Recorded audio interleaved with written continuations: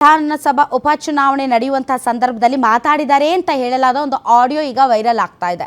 ಆ ಆಡಿಯೋದಲ್ಲಿ ಅವರು ಪಕ್ಷದ ಅಧಿಕೃತ ಅಭ್ಯರ್ಥಿಯ ವಿರುದ್ಧನೇ ಬಹಳಷ್ಟು ಮಾತುಗಳನ್ನು ಆಡಿದ್ದಾರೆ, ಅವ್ರನ್ನ ಸೋಲಿಸೋದಕ್ಕೆ ಪ್ಲಾನ್ ಮಾಡಿದ್ದಾರೆ ಅನ್ನೋದು ಆಡಿಯೋ.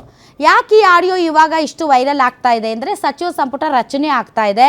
ಅಲ್ಪಸಂಖ್ಯಾತ ಭಾಳಷ್ಟು ನಾಯಕರುಗಳು ಈಗ ಸಚಿವ ಸಂಪುಟಕ್ಕೆ ಸೇರಬೇಕು ಅಂತ ಕಾಯ್ತಾ ಇದ್ದಾರೆ. ಅದರಲ್ಲೂ ಅಲ್ಪಸಂಖ್ಯಾತರಿಗೆ ಒಂದು DCM ಕೊಡ್ಬೋದಾ ಅನ್ನೋ ಮಟ್ಟಕ್ಕೆ ಹೈಕಮಾಂಡ್ನಲ್ಲಿ ಚರ್ಚೆ ನಡೀತಾ ಇದೆ. ಜಮೀರ್ ಅಹಮದ್ ಖಾನ್ ಈಗ ತುಂಬ ಫ್ರಂಟ್ ಲೈನ್ನಲ್ಲಿರುವಂತಹ ಲೀಡರ್ ಮತ್ತು ಆಲ್ಮೋಸ್ಟ್ ಆಲ್ ಅವರ ಹೆಸರು ತುಂಬ ಓಡಾಡ್ತಾ ಇದೆ.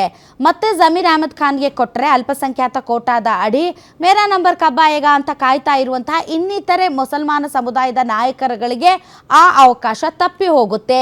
ಹೀಗಾಗಿ ಈ ಸಂದರ್ಭದಲ್ಲಿ ಆ ಆಡಿಯೋನ ರಿಲೀಸ್ ಮಾಡಿ ಇವರು ಪಕ್ಷ ವಿರೋಧಿ ಚಟುವಟಿಕೆಯನ್ನು ನಡೆಸಿದ್ದಾರೆ ಅಂತ ಮುಂದವರಿಗೆ ಸಿಗಬೇಕಾದಂಥ ಸ್ಥಾನಮಾನಗಳಿಗೆ ಕತ್ತರಿ ಹಾಕೋದಕ್ಕೆ ಅವರದೇ ಸಮುದಾಯದವರು ಪ್ಲಾನ್ ಮಾಡ್ತಾ ಇದ್ದಾರೆ.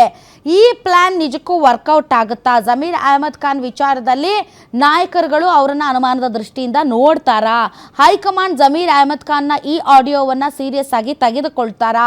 ಆ ಮೂಲಕ ಅವರ ಸ್ಥಾನಮಾನ ತಪ್ಪಿ ಹೋಗುವ ಹಾಗೆ ಮಾಡ್ತಾರಾ? ಜಮೀರ್ ಅಹಮದ್ ಖಾನ್ ಅವರಿಗೆ ತಪ್ಪಿ ಹೋದಂತಹ ಆ ಸ್ಥಾನಮಾನಕ್ಕೆ ಇನ್ಯಾರು ಲಾಬಿ ನಡೆಸ್ತಾ ಇದ್ದಾರೆ? ಅವರ ಲಾಬಿಯನ್ನ ನಿಜಕ್ಕೂ ಕೂಡ ಹೈಕಮಾಂಡ್ ಪರಿಗಣಿಸುತ್ತಾ? ಈ ಸಂದರ್ಭದಲ್ಲಿ ಕಾಂಗ್ರೆಸ್ ಪಾರ್ಟಿಯಲ್ಲೇ ಒಬ್ಬ ನಾಯಕನನ್ನ ಕೆಳಗಿಳಿಸೋದಕ್ಕೆ ನಡೆಸ್ತಾ ಇರುವಂಥ ಈ ಮಸಲತ್ತನ್ನು ಹೈಕಮಾಂಡ್ ಪಾಸಿಟಿವ್ ಆಗಿ ತೆಗೆದುಕೊಳ್ಳುತ್ತಾ, ನೆಗೆಟಿವ್ ಆಗಿ ತೆಗೆದುಕೊಳ್ಳುತ್ತಾ?